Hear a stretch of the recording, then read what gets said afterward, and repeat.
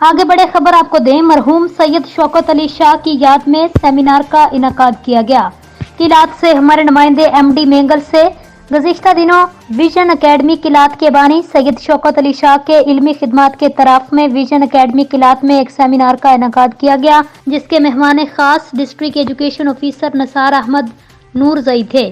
تقریب کے دیگر مہمانوں میں پرنسپل ایلیمنٹری کالج، علم دوست شخصیت ثناء اللہ ثنا صاحب، مذہبی اسکالر اور سماجی سیاسی شخصیت آغا عتیق الرحمان شاہ، ادب اور تعلیم سے وابستہ فنکس اکیڈمی کے ڈائریکٹر یوسف عجب بلوچ، علم و تحقیق سے وابستہ ڈاکٹر محمد صدیق صاحب اور senior subject specialist Taj Muhammad شامل تھے۔ پروگرام میں طلباء کے درمیان مقابلہ، نعت خوانی، تقریر اور مختلف موضوعات پر سوال و جواب کا سیشن منعقد ہوا۔ اس کے علاوہ طلباء نے تعلیم کی اہمیت پر ٹیبلو اور اشعار بھی پیش کیے۔ اکیڈمی کے طلباء نے خطاطی اور آرٹ کے فن پارے بھی پیش کیے۔